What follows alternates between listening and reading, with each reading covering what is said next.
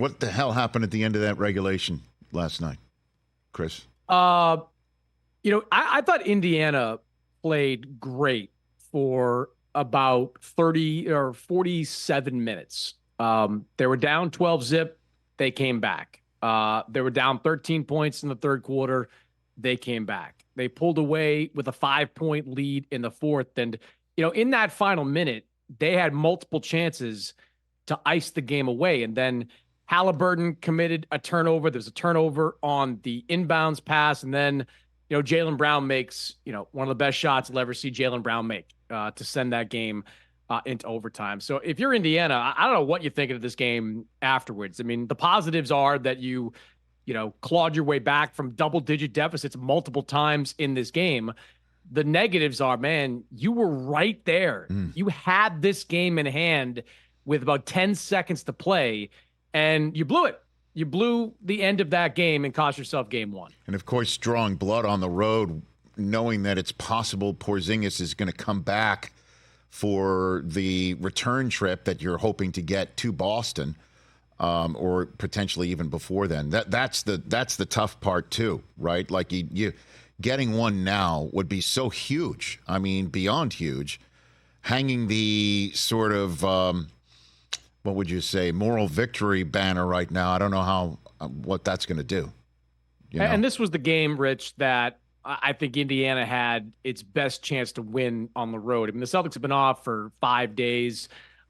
They've had a relatively easy path through the first 2 rounds of the playoffs, whereas Indiana went 6 with Milwaukee, just had a 7-game series with New York. And look, that'll fatigue them over time. But going into this game one, they were probably the sharper team in that moment. And, they just blew it. I mean, I give Brown a lot of credit for that shot. Jrue Holiday had a fantastic game overall for the Celtics, forced one of those turnovers late in the game. And look, Jason Tatum, the knives, I think, were going to be out, Rich, for Jason Tatum if they had lost that game in regulation. He was 2 for 10 in the fourth quarter in the first 3 minutes of overtime before, closing the game like a superstar is supposed to do. Had that and one going into TJ McConnell, had that 3-pointer at the top of the key that effectively iced it. I've never really understood a lot of the criticism that's been leveled at Jason Tatum, over these last couple of months, but 36 points on this game, 12 rebounds, a plus 20 overall, and those final 6 points in the last minute 12 of regulation. That's exactly how you want a superstar to play. Well, I mean, if we're talking about moral victories for the Pacers and how, empty those calories are, Chris Mannix, how empty are the calories about style points with the Celtics, right? Like, they're a 60-win team. The field has been cleared of the defending champs now out west. The field was cleared of Giannis in the East. Embiid got cleared by a Knicks team that then got cleared by the Pacers. So what about that conversation about the Celtics not doing it as emphatically as you would hope for them, Chris? I mean, my response to that would be like, what do you want them to do? Like, they beat Miami in 5 games. They beat Cleveland in 5 games.